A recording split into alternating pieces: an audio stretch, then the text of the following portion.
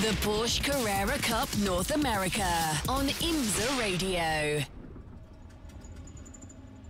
Hello everybody and welcome to the Circuit of the Americas, playing host to the grand finale of Porsche Deluxe Carrera Cup North America. It's John Hindorf and Shea Adam for our final IMSA broadcast for IMSA Radio and IMSA TV for 2023. And what a season it's been right across all of the championships. And in some ways, Shea, in what has been a very special season for IMSA, to have Porsche finish things off. Porsche, who were the first manufacturer to commit to Dr. Dom Pianozza's vision back in 1999 when we had the first ALMS. In some ways, I think it's rather appropriate that this 2023 season is finished off by a Porsche race. Completely, and where better to do it than in front of a very large audience as far as North America is concerned, at the Circuit of the Americas, a place which opened up, what was it, 11 years ago yesterday. So it's celebrating a birthday. Porsche's celebrating a birthday this year. Good point. And this is a fantastic way to wrap everything up. I know the drivers are ready to go with 38 of them on the grid for today. We know what's happening in the pro category. Riley Dickinson leads. It's an unassailable lead, unless for some reason he gets some disciplinary action. He's on 354 as it stands. Tom Sargent's great result yesterday cements him in second place in the championship now, with Will Martin in third.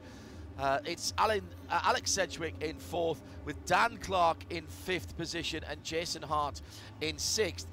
It's not so clear cut in some of the other championships, although Efren Castro is in the same position in Pro-Am as our winner Riley Dickinson in the pros. Marco Cironi second.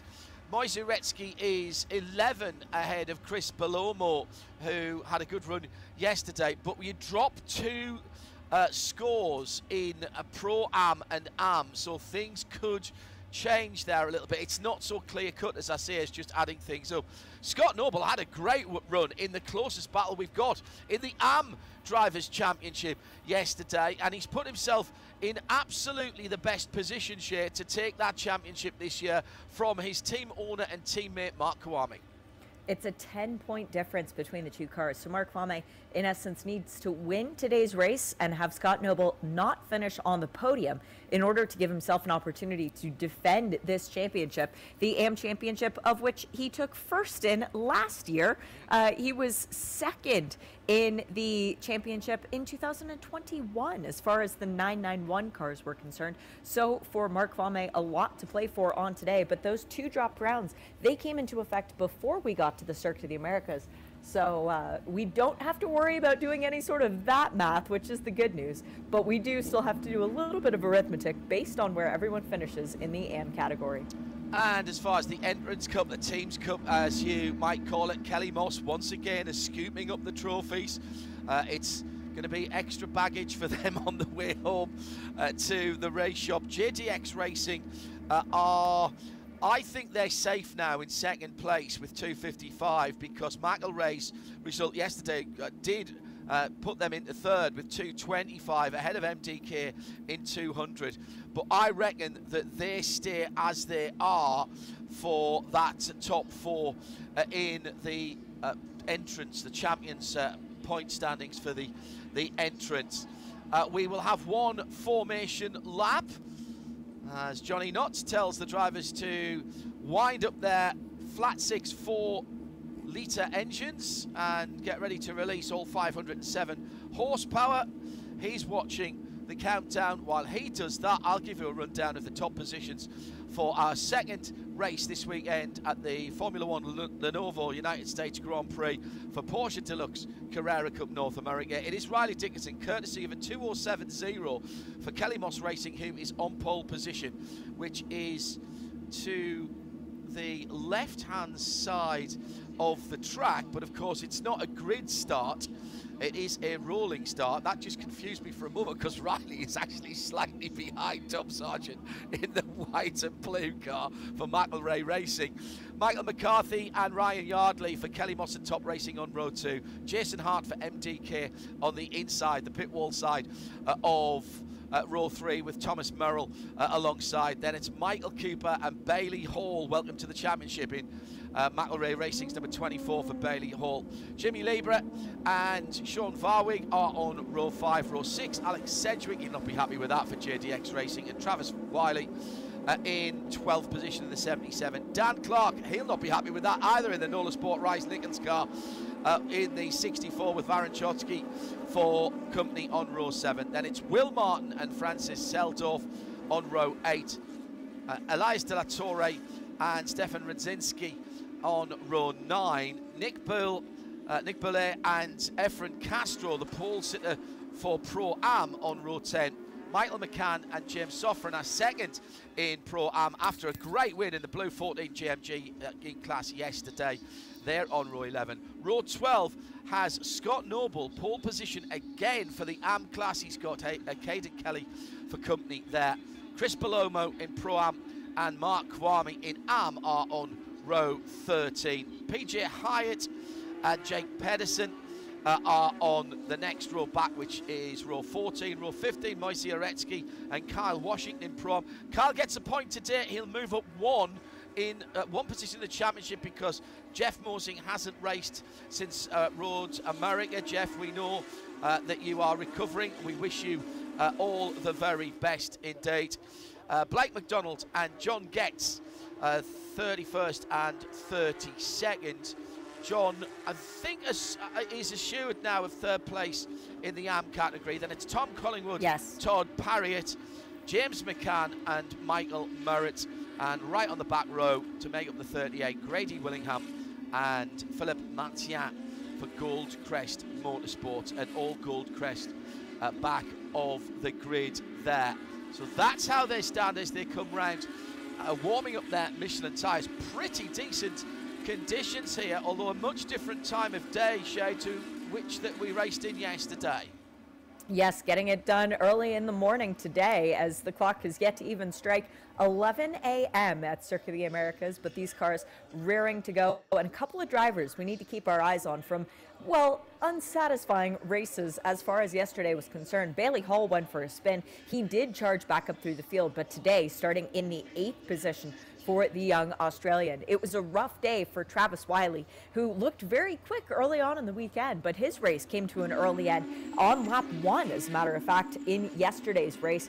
He'll be looking for a charge back, as well will be Varun Choksey for Wright Motorsport, ending yesterday's race in the pit lane with radiator issues. Varun starts 14th for today.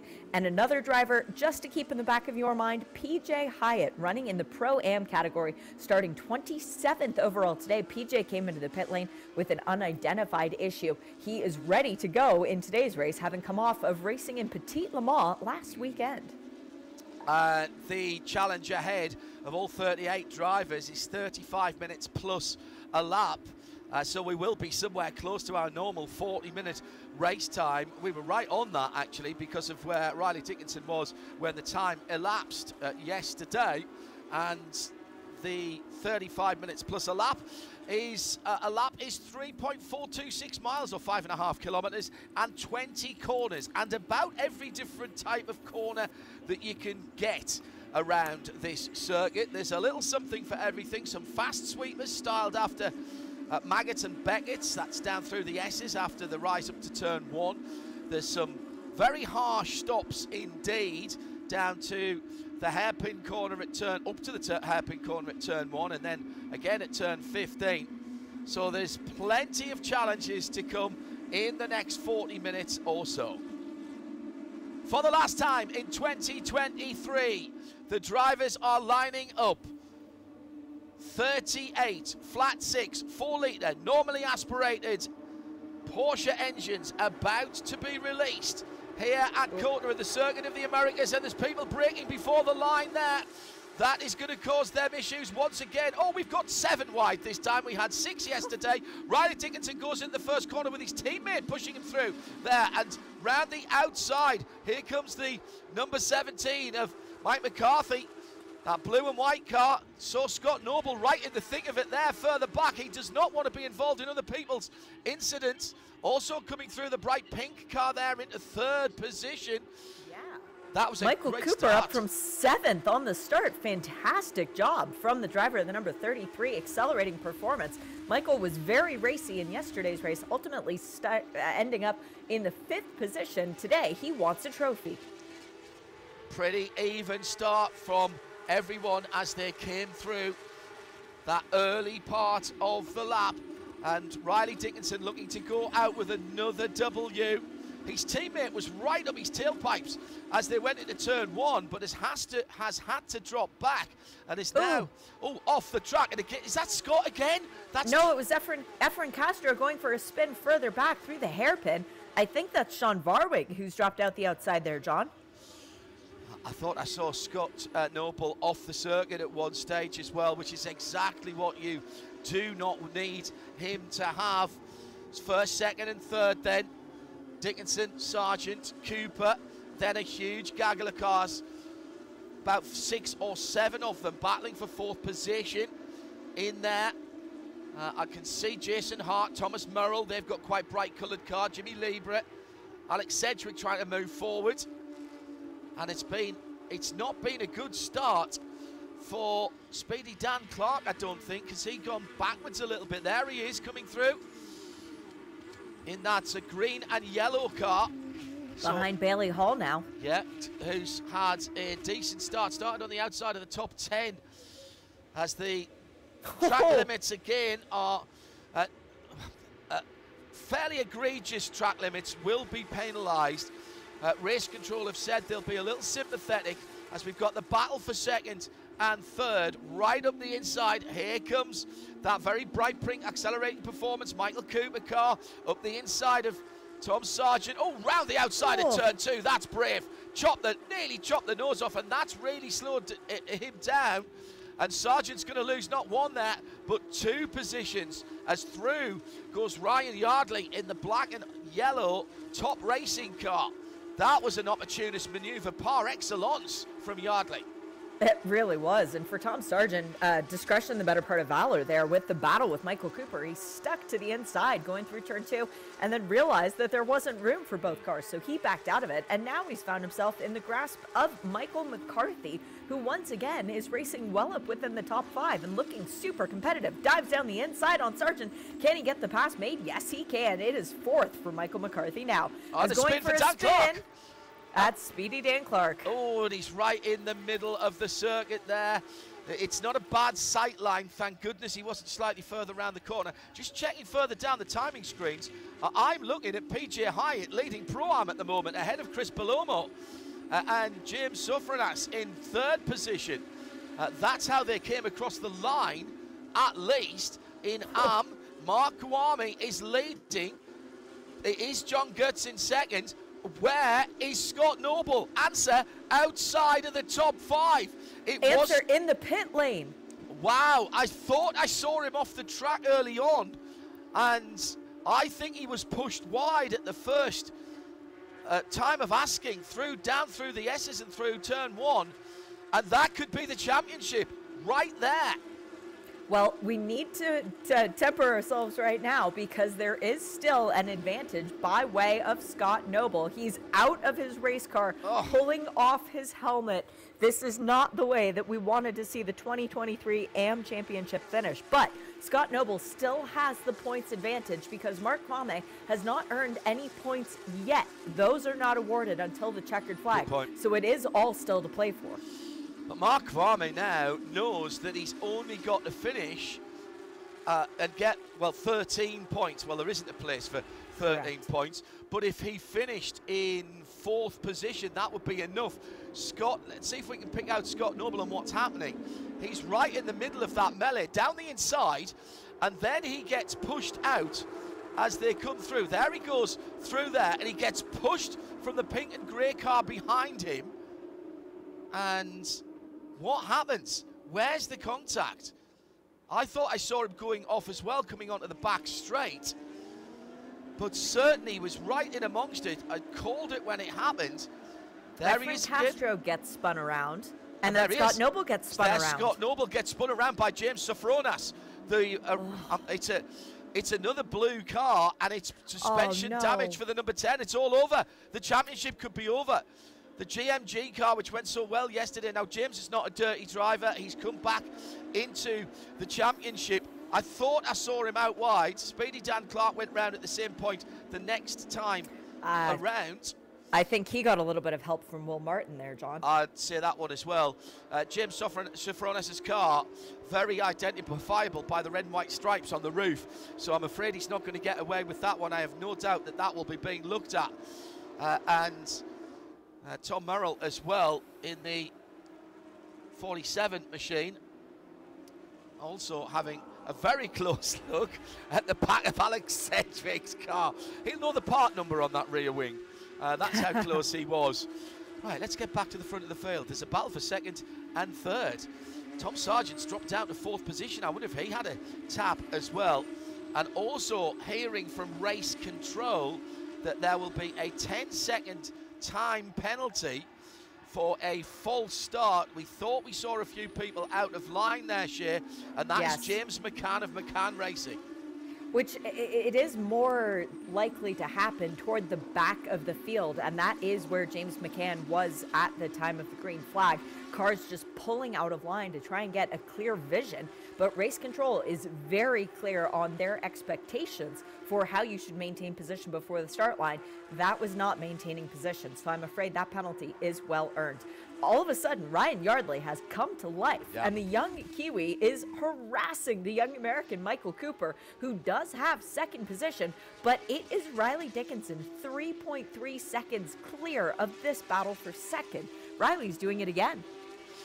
Through turn number 10 and down the hill, a lot of curb being taken there by everybody, and there's plenty of grip on that red tarmac just beyond the edge of the red and white curbing. Not quite so much if you go all the way off at turn number 11, and more impact. Oh, this is very untidy, and that's a broken radiator for the brightly coloured Mystery Machine type car. Jake Pedersen. Oh, and he's... Oof. Well, that's a wing mirror, a door mirror that's not going to get used again. In fact, or was it a headlamp? Yeah, it was a headlamp binnacle that came off. Nicely avoided by, I think that was Carl Washington there, who's coming in behind him. And yeah, that's a right front radiator that's gone through. No, it wasn't. It was the 43 that came through behind. So that was Kwame. So that was our leader in the arm category. And Shea, you called it. You know, you said he's got no points yet. Running over some debris or getting some of that in his radiator. That, you know, that's what we're talking about here in the next 26.5 minutes. If he has a DNF, if he finishes one position above Scott Noble, that is not enough to get the championship done. So while Mark Kwame will not be happy with the championship being decided in this manner, he'll certainly not be counting his chickens yet because they aren't hatching. Good battle for fourth position. Tom Sargent, what a race he had yesterday. He's got Jimmy Libre, Jason Hart, Alex Sedgwick, Tom Merrill in that order behind him, and that is fourth down to eighth position. Just a little bit of a gap to Alex Sedgwick off the back of the first three that I mentioned there. Meantime, the battle for second position with that bright pink 33. That is my line. That was my preferred line through there. You get the front end to turn in when you get the front tyres right on that highly rubbered in part of the track. Down the inside though now. Oh. Can you get it stopped at the bottom of the hill for the hairpin? Over and under by Cooper. Yardley just went wide, and now side-by-side drag race. This is a straight, but it's not flat. You go up over a couple of rises, and then you are braking down very heavily. That braking area is very heavily downhill, actually. It doesn't look as much as it on the TV cameras, and again they're side by side coming out of turn number 12. This is the little technical area through to the last third of the lap, and safety car is out. Safety car is being deployed. I guess, Jay, I am supposing that that is for debris on the track. Yeah, I would imagine it's the same. There's quite a bit in between turns 19 and 20. But talk a little bit about how impressive Ryan Yardley has been so far in this race. The young man from Christchurch, New Zealand, who's raced in the U.S. for the last few years, but this is a brand new championship to him with 5 new circuits out of the 9 that we have gone to. He is hounding the back of Michael Cooper, currently sitting in 3rd position, has never even finished on the podium in this championship. So Ryan Yardley is saying, yeah, I want a trophy for the end of this year, but I don't care that it's 3rd. I want the one that's number 2, or better yet, the one that's number 1. So let's just take a look at how they stand behind the safety car. Riley Dickinson leads it, and that 3 and a bit second lead has disappeared, of course. So the pass for second was a fairly drawn-out affair with a little bump drafting, with Ryan Yardley trying to get down the inside into the hairpin at turn number 11. That he did, but what he couldn't do was keep it on the surface, and then he was slightly out-dragged again by that pink machine of Cooper, and goes back through into second place. And that's a 5-position move for that number 33 car, one of the biggest movers in the race. So that is good stuff for Michael Cooper. And in Pro-Am, our leader is our pole sitter from yesterday. So that's a change around. That's changed around once PJ again. PJ Hyatt in 2nd, and James Sofronis now up into 3rd. Yeah, Sofronis ahead of the, behind those 2 that Shay's just mentioned. And in AM, it is Mark Kawami on the way to the championship, if it stays it is. John Getz in 2nd, and in 3rd, a little bit further down and with a couple. It's James McCann, but he has a penalty, remember, for the improper starting procedure. He does, yes, absolutely.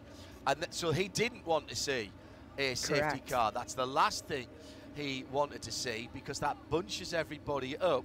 And so Michael Murrett in the McCann racing car behind him will be ahead. I think Grady Willingham will be ahead of him as well. It just depends what happens in the next 22 minutes. So our hard-working track marshals picking up the pieces of debris from that right front headlight that we saw making its bid for freedom. There was also a splitter in there, the little rubber chin spoiler that goes right on the bottom of the front of these Porsches. Been there for a very long time across a number of different iterations of the Porsche GT3 Carrera Cup car, and whilst it looks nothing at all, and it's pretty much just a little interference fit with, you push it on, it's got a slot in it, and the spoiler itself is moulded to take it, and there's 2 little clips that go on the outside. It looks nothing, and yet it is so important to get the air going in the right places around the front of that car, and you're really in a bad way if you've lost that. Now, I think the safety car lights are out. They are.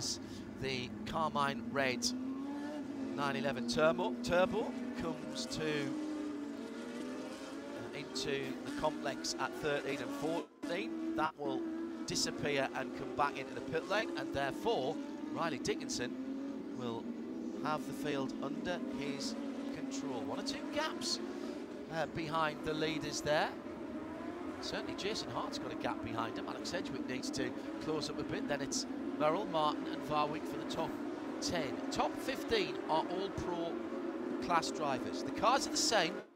The drivers and their experience, and well, actually it's their age here, is what puts them into the different championship categories. So generally speaking, they're vintage, John. They are vintage, yes. I like that, vintage. Yeah. Yeah, absolutely right. talk about a situation where there is nothing to lose. The championships are wrapped up. We've got Michael Cooper trying to get a win for his team, accelerating performance. Ryan Yardley trying to get his first podium, and he wants it to be a number one. Tom Sargent trying to get redemption after yesterday, and Riley Dickinson looking to sweep the weekend at home. We are back to green. One of the Kelly Bus cars going further wider than I think they'd really like to on the restart there, with just under 20 minutes to go, down to 19.5. Riley Dickinson once again controls the start. Michael Cooper and Ryan Yardley. Then it's Tom Sargent with the white front of the car. Another great start by Riley, but he hasn't broken away this time. This could be crucial. Down through, this is the part of the track that's modelled on Silverstone and Maggots and Beckett's. Those fast-flowing corners, and now turning to go uphill through turn 7 now and up through 8 and 9, absolutely all over the curbs.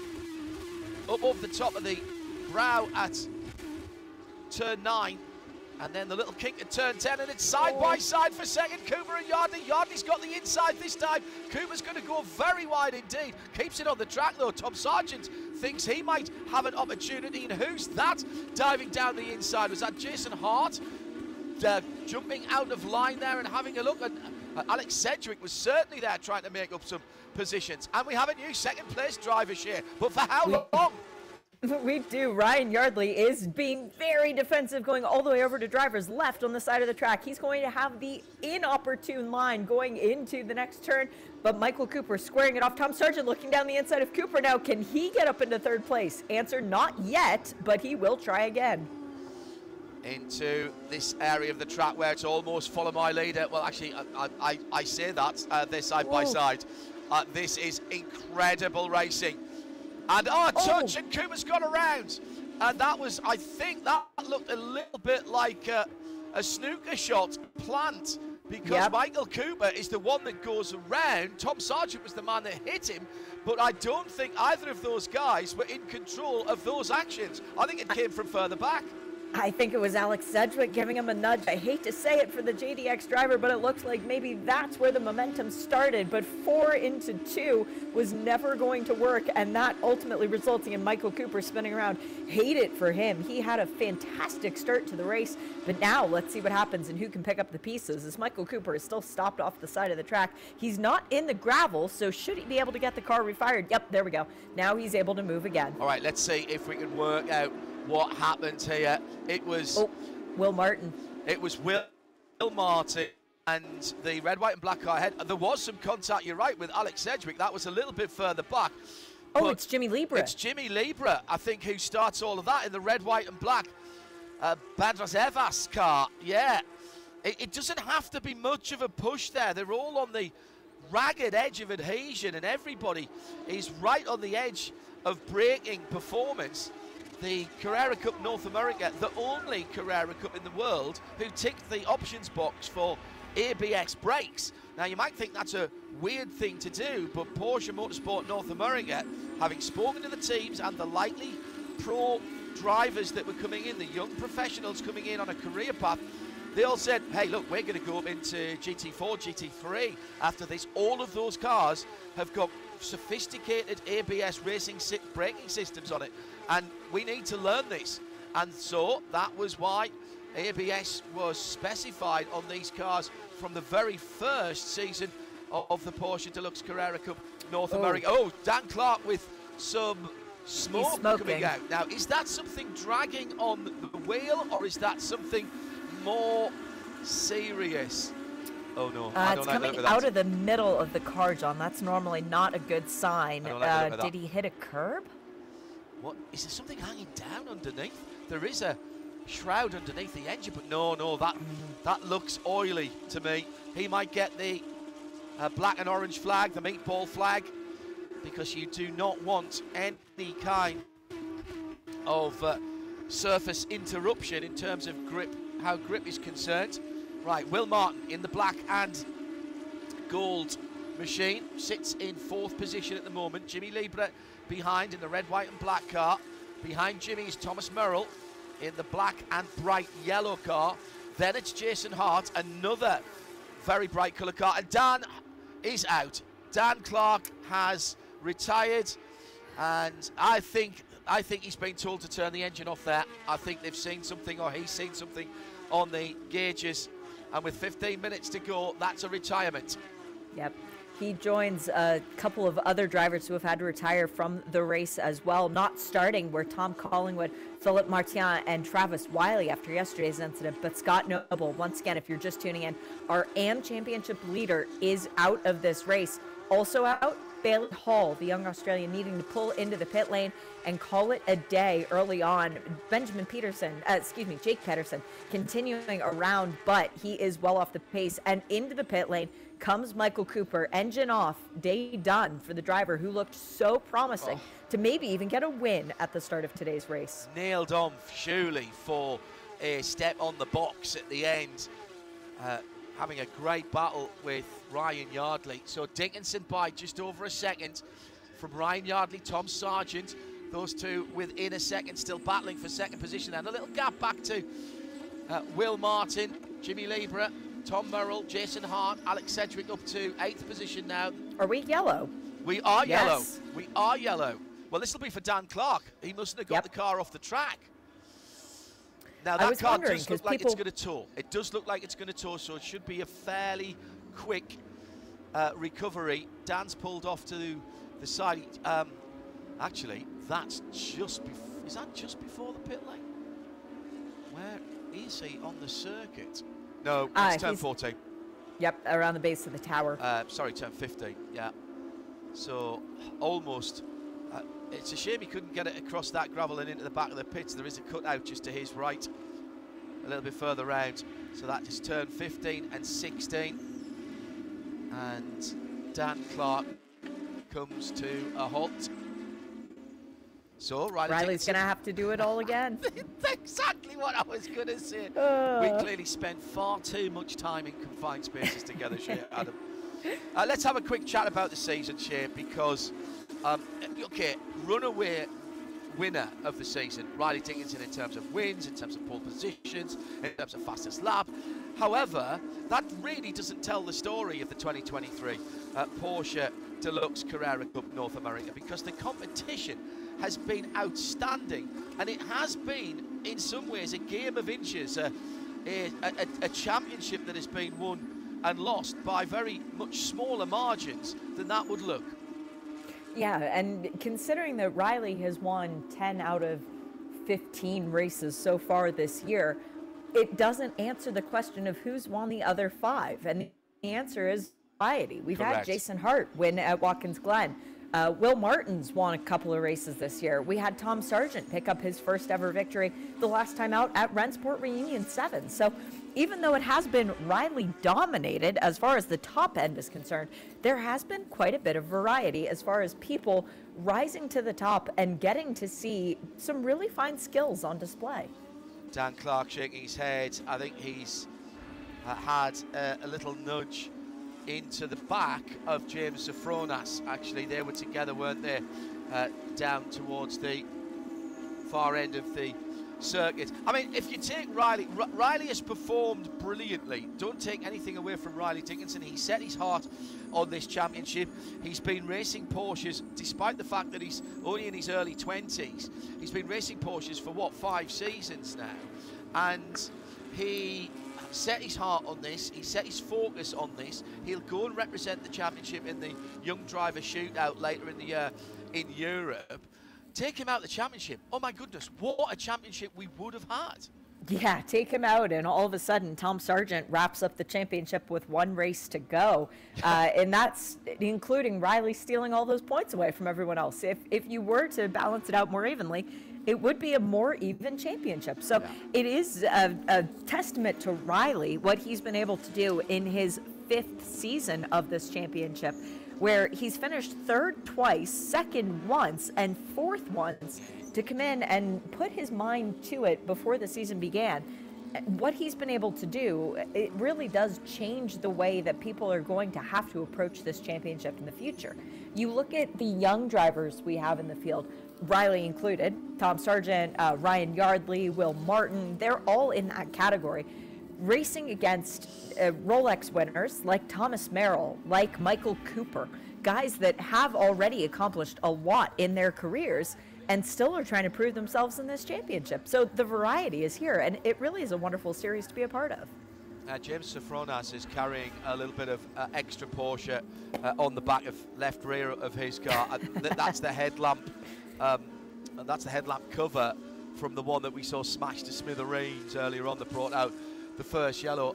Similar sort of story in Pro-Am, where Efren Castro has done a cracking job. Oh, well, they're deciding not to tow the number 64 Nola Sport car away, so that is going on the flatbed. So we're going to have about, I reckon, about 7 minutes of racing, if that, to go when we get back to green. Efren Castro has done a very, very good job indeed. He has. Yeah. But it's been a very different look for Efren Castro to come into this championship. Whereas 2 years ago, he won the Pro-Am championship. Last year, he lost it by a single point. This has been a far less competitive season for Efro in the fact that he hasn't had one consistent enemy throughout the course of the championship. Jeff Mosing looked extremely strong early on. He got injured about halfway through the season, was not able to participate in all of the races. His longtime friend and foe on the racetrack, Alan Metney, has done a partial season, so that has been less competition for Efren Castro. And then Marco Cironi, the Canadian, who came down and really kicked off the championship with a bang. He looked to be the other contender for this championship, but he also has done a partial season. So for Efren Castro, by being the stalwart of the class and by being the one who is most consistently out front, to be perfectly honest, that's given him the advantage that allowed him to wrap up this championship the last time out at Rennsport. The battle in Am, as we alluded to before the race even got underway, has been between teammates. In fact, team owner and a teammate. Mark Kawami is MDK of MDK Racing. Scott Noble races with him. There's no team orders. The drivers race for themselves. What a season. What a first part of the season Mark had, as he cleaned up with 3 wins out of the first 4 and 4 out of the first 6. But really, since I suppose the second place at Miami on the Formula One, and then 2 more second places at Watkins Glen for Scott Noble, he went on an absolute tear of victories from Road America onwards. Yeah, and part of what I love is that if these 2 drivers were to tie on the championship results, we would have to go back to the second place finishes, because each driver has won 7 races coming into today's race. In fact, the only non-Scott Noble or Mark Fahme driver to win an AM championship race this year, that was John Getz at Watkins Glen. Yeah. So it's been a fantastic runaway between these 2 really good friends. And Scott Noble found such form after Road America, well, the Road America weekend's really where it began. It's just been a real pleasure and joy to watch these 2 guys duking it out to try and get the championship for the same team. I'm just looking, and Scott Noble, if he finishes on the podium, doesn't he? Pretty much. He's first, or he's been first or second, and there was 1 non-first or second finish, and that was at Longbridge. Correct. That was his 3rd place finish, but he had the 2 DNFs coming into this weekend. Those were his 2 dropped rounds. Yeah. His DNFs, though, they cost more than Mark Fahme's worst finishes, which were a 3rd and, ironically enough, a 2nd. So the dropped points for Kwame affected him more than they did for Scott Noble, which is why the championship flipped around after we left Rennsport Reunion 7. Now, in today's race, it is still advantage Noble until the checkered flag. And then we see wherever Kwame finishes, that's where the point swing comes into effect. Yeah, I hadn't finished at Road America and Watkins Glen in the first races, actually. But I'll go back and check the notes on that. Well, we didn't even get the 7 minutes that I was hoping for. We are going to come down to round about 5 minutes of racing. Suffice to say, in the AM category, Mark Kwame at the moment if he gets the points for winning, he will defend his championship. John gets in second, and he is already nailed on for third. He is confirmed a third in that championship. All right, Riley, so this is another restart. 5 minutes plus a lap. That almost could be three laps, depending on when time elapses. Let's see how it goes. But Riley Dickinson, our champion-elect, he can't be beaten in terms of the points that he has amassed. He would have to have disciplinary offences against him now to lose points. What a way to sign off. Won yesterday. Kota is his home track for the Texan. He gets the foot down, and all 507 horsepower going through the rear. Michelin race tyres propel him towards that huge climb up to turn one. He's got just enough of a gap, I think, from Ryan Yardley, but Yardley comes to the outside, the right-hand side of the track. He'll try and cut back underneath, but he's going to find that Tom Sargent's already there in the blue and white Porsche down the hill towards turn two. The top three have pulled away, and who's that coming through into fourth place? That was Jimmy Liebra. Jimmy Liebra in the 74. Oh, up in the air. That is Will Martin, and he's clipped Liebra, and they're both going to go off at high speed, and that will be a safety car. We're going to finish under yellow, I think. Where did Jimmy go? Also, Jason Hart involved there. The number 20 in the Nola Sport, the white, black, and yellow car.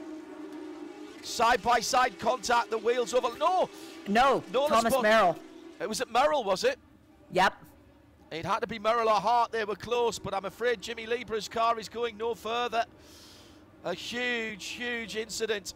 But there is a lot of banded tyres and Tech Pro barrier there.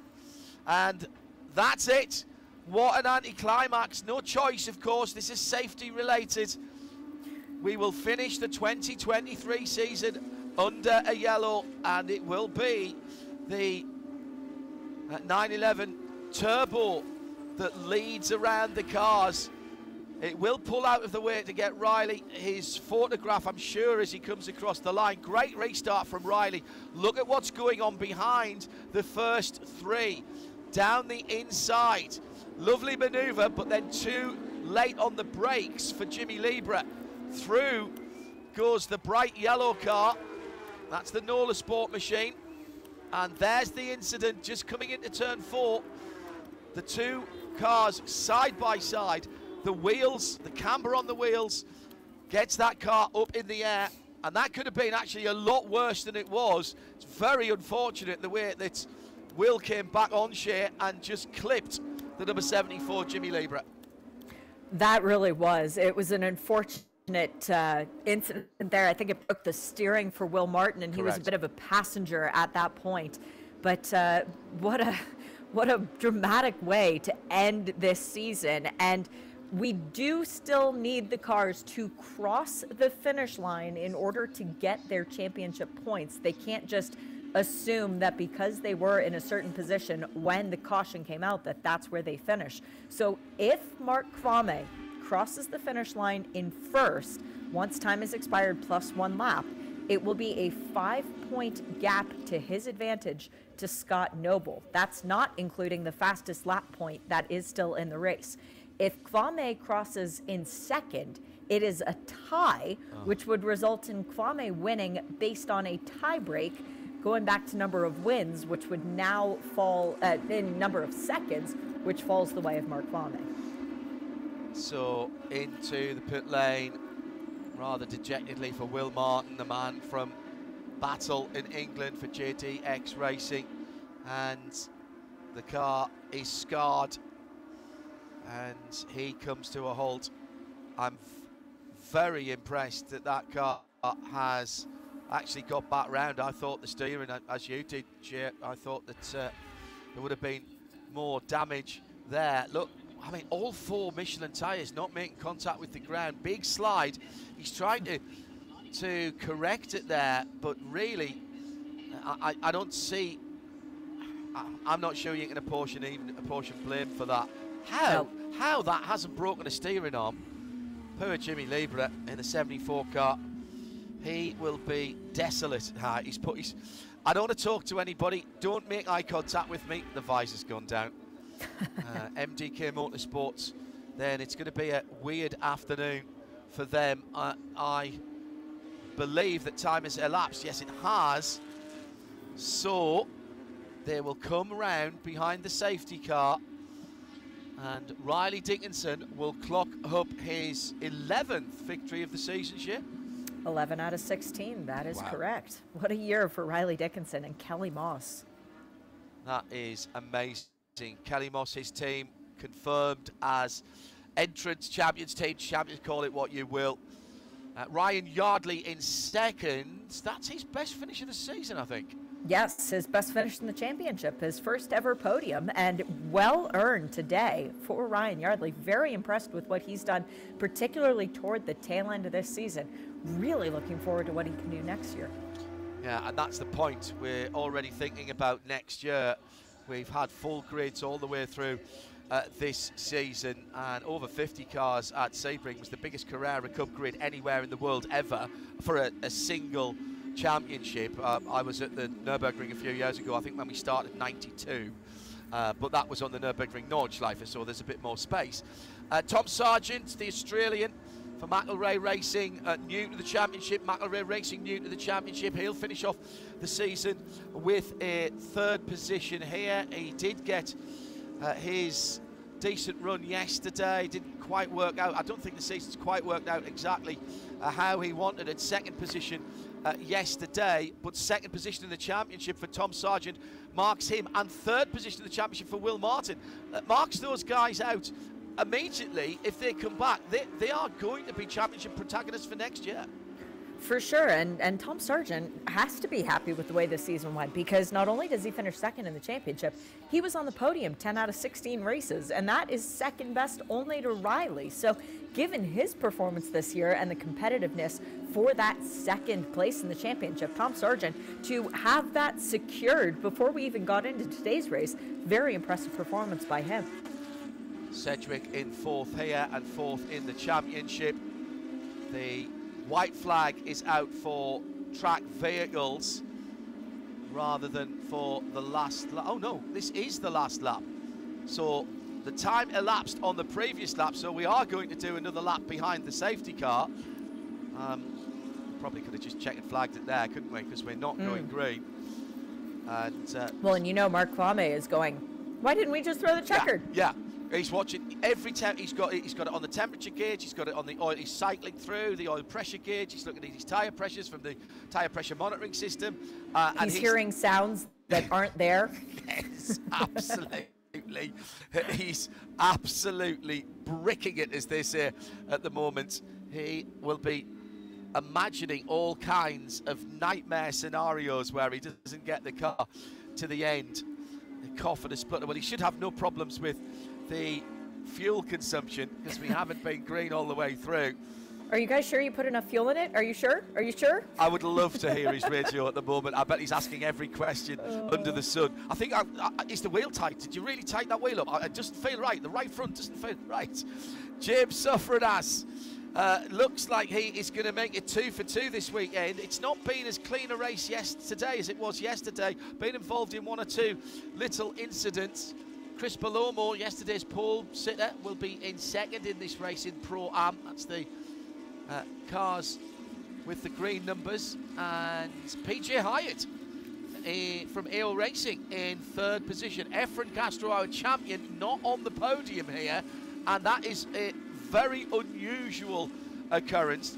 In Am, Mark Kwame, so long as he can get this car, I'd tell you now, he'd get out and scoot it home if he had to.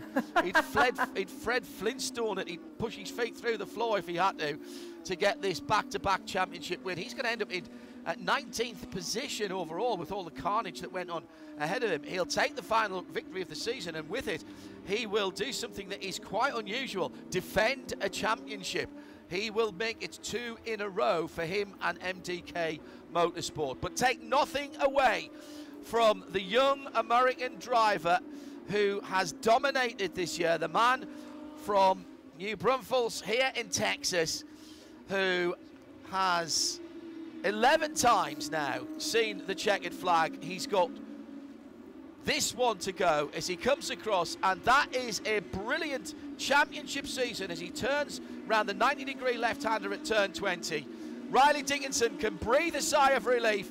He is our 2023 champion. He'll go on to represent himself and the championship at the Young Drivers Shootout, and he has got a cracking chance of being able to take that. Porsche Motorsport North America even throwing in some extra testing for him, because he will be doing that in a car without ABS. He's been driving an ABS car all year. We wish him all the best in that endeavour, because a nicer, well-balanced and more polite young man you would be hard pushed to find. He has done it the hard way, he's done it the right way, and he's brought home a championship for him and for Kelly Moss Racing. Shea, Adam. It looks a bit like Riley is trying to find a position on the racetrack where maybe he can unleash some donuts for the fans out there. And you rightly mentioned New Braunfels. That's the home to Schlitterbahn, which is a rather large water park. I would imagine that that's where Riley will be going to celebrate, because this year has been a serious accomplishment for both he, the Kelly Moss organization with Andy Kilcoyne and Victoria Thomas, his coach, Alec Udell, everyone who has worked together to try and make this championship happen. They have a lot to celebrate. They also get to celebrate Efren Castro's championship in Pro-Am. And now it's official. Congratulations, Mark Valme. You have done enough. You are our defending AM champion. Yeah, come on, Andy and Victoria didn't get the AM championship, really. I mean, just not trying hard enough, really. I don't think they had a car in the AM championship all year. They didn't. But you know what? I wouldn't put it past them. That would... that they could still win a champ. They seem to be able to pull championships out of hats. They have done a cracking job. Well done to those two. And Mark Kwame as well, branched out on his own with MDK Motorsport. James Sofranas with a bit of extra Porsche on the back. Well, there we are then. They'll come round for another victory lap. That's the three winners in the race here from the three different categories. And a season that started with that huge grid at Sebring. We await for the banquet this evening, or at least the Night of Champions, held in a large local Porsche dealer just outside of Austin. We await for the confirmation of next year's calendar, but it will be another eight events with 2 rounds each, so 16 races across the year. There may be Formula One fans here, but they know their sports cars and they know talent where they see it. Remember the name of Riley Dickinson. That young man has a future ahead of him in GT and endurance racing, and if he does get on the Porsche Works driver ladder, well, he's got a lot of very impressive footsteps to follow in, Shea, but there's plenty of them sprinkled right throughout endurance racing all around the world. Yeah, you look at the drivers in the top categories of racing right now in IMSA, the GTP class, so many of them have come up through the Carrera Cups all around the world. Correct. And won those Carrera Cups. So for Riley, this could just be step one in his career. It's been a long time coming. He's had to work really hard, as I mentioned, 5 years in the championship, but he finally got it done. Still just 21 though, huge career ahead of him. Had a long chat at Red Sport 7 with Matt Campbell and a couple of the other Works drivers. Matt Campbell himself, a graduate of Carrera Cup, and was imparting some of his knowledge as well. What a comeback for James Sofronis as well, Shea, as he has come back to the championship for this weekend and cleaned up with both of them. Now, might that tempt him back for next year? Oh, for sure it will. James had a big crash in testing for another race earlier on in the year. Had to sit out from racing for quite some time. This was his formal reintroduction to professional racing, and he'll be satisfied with the way the weekend went. Well, I think we'll give the champion his just desserts. Paul Ryan making sure he's got video for that celebration this evening. And it can all now be let out. Riley slides the seat back, he's unfastened his seatbelt, unplugs the helmet, and the Formula One theme playing over the public address system just to add a little bit more emotion and to draw a line under this season. He's going to get to stand on a Formula One podium for 2 race victories and the championship. And that livery on that car has been so successful down through the years. Immediately goes to his team. That has been a long time coming, and it is thoroughly deserved. Soak it up, Riley. Soak it up, young man. With some help from Porsche Austin, his local Austin dealership for Porsche. I'm surprised we can't see Victoria in there. She'll be around somewhere. She's right there. Where? Oh, there. Right to the left of him. She just gave him a hug. Yes, sorry. Very good. With the Porsche checker, Haversack. Yes, very good. Well done, Victoria and Andy from Kelly Moss. And now he has to complete the formalities. Mark Kwame wins the last race of the season. And what bad luck for his teammate and season-long competitor. Scott Noble finishes his race in the pits. He will be absolutely gutted. For all of the smiles, there's going to be tears somewhere else. And that is not the way that Scott Noble wanted to finish the championship. Just his third non-finish of the season. Yesterday ended a run of 5 victories, and that was a second for Scott. Whereas it had been 5 seconds for Mark Kwame, and then the win yesterday and the win today, it has flipped that AM championship on its head. Riley Dickinson then, in a race where he didn't have to do that much racing, all the way to the wall for the checkered flag, and the emotion clear to see even through the windscreen and the helmet. Your 2023 Porsche Carrera Cup North America champion. Riley Dickinson takes the big prize, Porsche Deluxe Carrera Cup North America champion for 2023. Shea Adam has been alongside me, John Hindhaugh, for the whole of the 2023 season. It has been brilliant. Thank you for joining us, whether you were on the radio, travelling around, or watching on the World Feed TV. Well done to all of the organisers, Porsche Motorsport North America, IMSA, of course, the sanctioning body.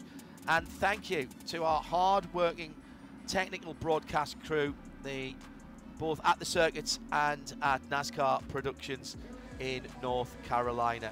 The series takes a break. We'll find out where it starts next year once it is announced. Do you want to stay for the podium, Shea? Nah, we'll let them celebrate and enjoy their moment in the sun. Oh, come on, we'll do it. Let's do it. This is the AM podium, isn't it? No, it's just our winners. Oh, it's just the 3 winners. Yes, it is. Mark Kwame. Here comes James Safronis. Back into Rick. Great to see James up and about. And look, he looks well. And here's your champion for 2023. It is Riley Dickinson, who is on the top step of the podium in every possible sense. Racing for Children's, the charity that is on the car. And here's the national anthem of the winner and your champion.